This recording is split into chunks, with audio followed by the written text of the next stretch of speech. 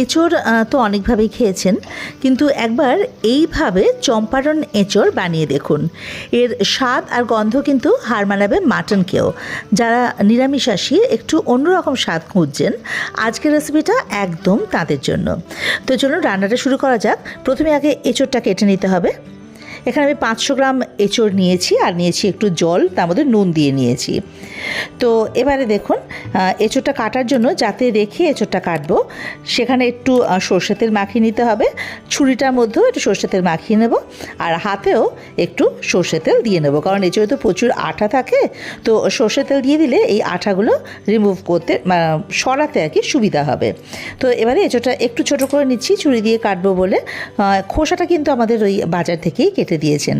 আর দেখুন, এই যে সামনের যে শক্ত অংশটা এঁচোড়ের, এটা কিন্তু কেটে বাদ দিয়ে দিতে হবে। এটা খায় না, সেদ্ধও হয় না, শক্ত আর খেতেও নেই।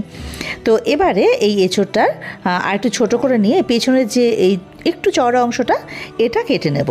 যেহেতু এঁচোড়টা একটু বাড়তি, এর খোয়াগুলো হয়ে গেছে, তাই জন্য এই পিছনের যে একটুখানি মাংসলো অংশটা, সেটা কেটে নিতে হবে।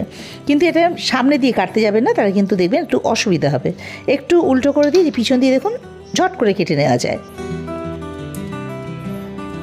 এই দেখুন, তো এভাবে এটা আগে ছোটো ছোটো টুকরো করে কেটে নিলাম।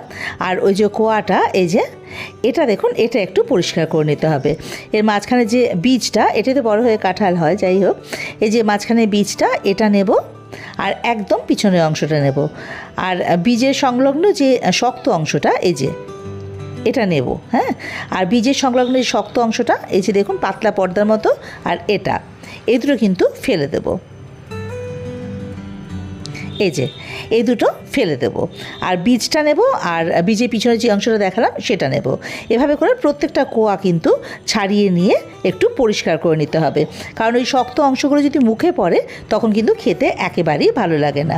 যদি এটা কচি হতো এঁচোড়টা, তাহলে কিন্তু এগুলো করার দরকার ছিল না, একদম সব শুদ্ধই কেটে নেওয়া যেত, কোনো প্রবলেম হতো না। তো যেহেতু এটা কোয়াগুলো হয়ে গেছে একটু বাড়তি, তাই জন্য এটা কিন্তু এভাবে করে পরিষ্কার করে নিতেই হবে। এই যে দেখুন, এটা নিলাম।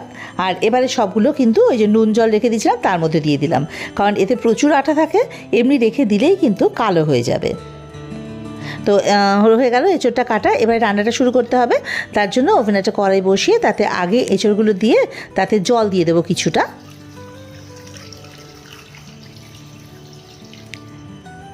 এবারে দিয়ে দেবো অল্প একটু নুন আর একটুখানি হলুদ, জাস্ট ভাপিয়ে নেব একটুখানি এঁচোড়টাকে, সেদ্ধ করব না কিন্তু একদম। জলটা একটু ফুটে ওঠা অবধি অপেক্ষা করব। নুন হলুদ মিশিয়ে দিই জলের মধ্যে।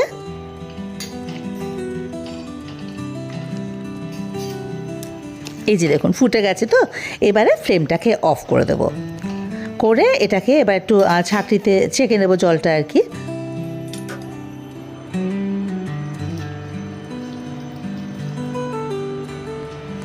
ব্যাস, এবারে এই এঁচোড়টা ঠান্ডা হোক। ততক্ষণে ওদিকে ওভেনে কড়াই বসিয়ে তাতে দিয়ে দেব সর্ষের তেল, ওই 4 টেবিল স্পুন মতো। তেলটাকে আগে বেশ ধোঁয়া ওঠা গরম করে নিতে হবে, সর্ষের তেলের কাঁচা গন্ধটা চলে যাবে। এই যে দেখুন বেশ ধোঁয়া ওঠা গরম হয়ে গেছে তেলটা। এবার ফ্লেমটাকে অফ করে তেলটা জাস্ট একটু ঠান্ডা করব, খুব বেশি না, অল্প একটু ঠান্ডা করে নেব। আর ওদিকে দেখুন এঁচোড়টা ঠান্ডা হয়ে গেছে। এটা এবারে ম্যারিনেশনের পালা। চম্পারণ স্টাইলের রান্নার আসল স্বাদ কিন্তু লুকিয়ে আছে এই ম্যারিনেশনে আর খাঁটি সর্ষের তেলে। দেখুন এর মধ্যে দিয়ে দেবো নুন স্বাদ মতো। আমি এখানে হাফ টিস্পুন মতো নুন দিয়েছি, কারণ নুন জলে সেদ্ধ করেছিলাম এঁচোড়টা। চিনি দিয়ে দিলাম 1 টিস্পুন। কাশ্মীরি লঙ্কা গুঁড়ো 1 টিস্পুন দিয়েছি। শুকনো লঙ্কা গুঁড়ো আপনারা দিতে চাইলে এই সময় দিয়ে দিতে পারেন। দিয়ে দেবো হলুদ ওই হাফ টিস্পুন। দেবো ধনের গুঁড়ো 1 টিস্পুন। জিরের গুঁড়ো দিয়ে দেবো ওই 1 টিস্পুন। এই যে এবারে এর মধ্যে দিয়ে দেবো গরম মশলার গুঁড়ো হাফ টিস্পুন। দেব পেঁয়াজ কুচি। আমি এখানে মিহি করে পেঁয়াজ কুচিয়ে নিয়েছি, প্রায় 4টে মাঝারি সাইজের পেঁয়াজ, ওজনে ওই 250 গ্রাম মতো হবে, মানে 250 থেকে 300 গ্রাম ওজনের পেঁয়াজ এর মধ্যে দিতে হবে। তো পেঁয়াজটা কিন্তু বেশ মিহি করে কুচিয়ে নিতে হবে, আপনারা চাইলে বাটা দিতে পারেন, তবে পেঁয়াজ কুচিটা এখানে বেশি ভালো লাগবে। আদা বাটা দিলাম 1 টেবিল স্পুন। রসুন বাটাও এখানে দিয়ে দিলাম 1 টেবিল স্পুন। এবারে এর মধ্যে দিয়ে দেব গরম মশলা। তো গরম মশলার মধ্যে দেখুন এখানে আমি দারচিনি নিয়েছি 1 টুকরো, ওদিকে ছোটো এলাচ 3টে নিয়েছি, আর লবঙ্গ 3টে নিয়েছি, আর গোটা গোলমরিচ ওই 5-6টা মতো নিয়েছি, সাজিরে 1/2 টিস্পুন। এগুলো কিন্তু সবই গোটাই দিয়ে দেবো এর মধ্যে। এবারে এর মধ্যে দিয়ে দেবো গোটা শুকনো লঙ্কা। খেয়াল করবেন সব কিন্তু এর মধ্যেই দিয়ে দিচ্ছি। 2টো শুকনো লঙ্কা দিলাম, এখানে দিলাম তেজপাতা 1টা, একটু ছিঁড়ে দিয়েছি। দেবো 1/2 কাপ টক দই, খুব ভালো করে ফেটিয়ে নিয়ে। টক দইটা ভালোভাবে ফেটিয়ে নিলে এটা মাখতে বেশ সুবিধা হবে। এবার দেখুন চম্পারণ স্টাইলের আসল ম্যাজিক, এই আস্ত রসুনগুলো খুব ভালোভাবে ধুয়ে নিয়েছি। রান্নার পরে এই রসুনের ভিতরে মশলাদার ফ্লেভারটা যখন মুখে পড়বে মানে জাস্ট অসাধারণ লাগবে। আর হ্যাঁ, আজকে কিন্তু আমি এখানে মাটির হাঁড়ির বদলে কড়াইতে এই একই স্বাদ কীভাবে আনা যায় সেটা দেখাবো। তো এখানে দেখুন তেলটা যেটা গরম করেছিলাম সেটা অল্প ঠান্ডা করে নিলাম, সেই তেলটাও দিয়ে দিলাম এর মধ্যে। এবারে সমস্ত কিছু একসঙ্গে খুব ভালো করে মেখে নিতে হবে। বেশ ভালো করে কিন্তু মানে সুন্দর করে মাখতে হবে যাতে ম্যারিনেশনটা খুব ভালো মতন হয়। এই ম্যারিনেশনটা কিন্তু এই রান্নাটার মধ্যে আসল, আমি আগেই বলেছি।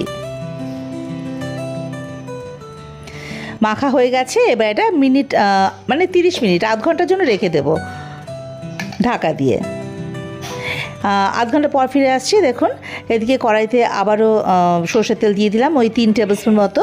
তেলটা বেশ ভালোভাবে আগে ধোয়া ওঠা গরম হয়ে গেলে, সর্ষের তেলের কাঁচা গন্ধটা চলে গেলে এর মধ্যে দিয়ে দেবো আলু।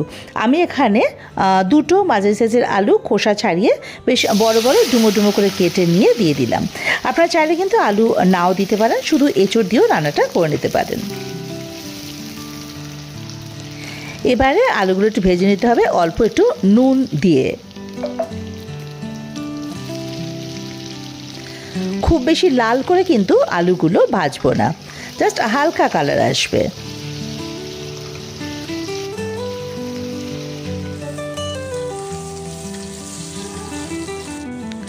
দেখুন আলুগুলো ভাজা হয়ে গেছে, দেখে বুঝতে পারছেন তো যে ঠিক এরকম ভাজা হবে, খুব বেশি লাল ভাজা হবে না। তো আলু ভাজা কমপ্লিট। এবারে এর মধ্যে ওই ম্যারিনেট করা এঁচোড়টা দিয়ে দেবো।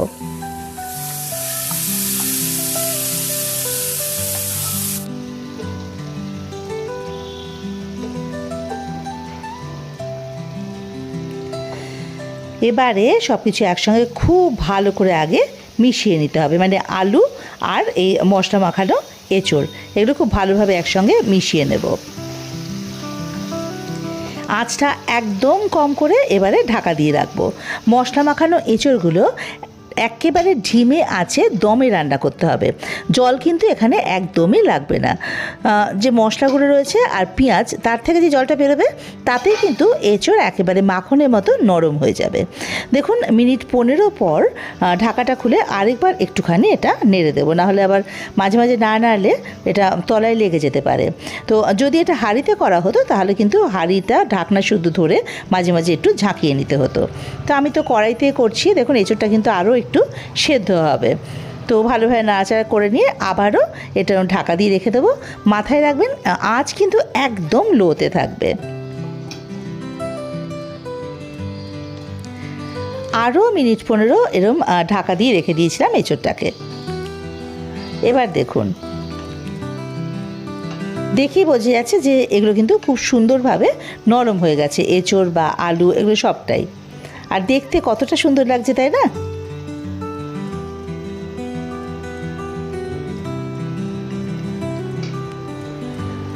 এই যে দেখুন, এবারে ফ্লেমটাকে বাড়িয়ে দিয়ে আরও মিনিট খানেক হাই ফ্লেমে একটুখানি ভালো করে ফুটিয়ে নেব।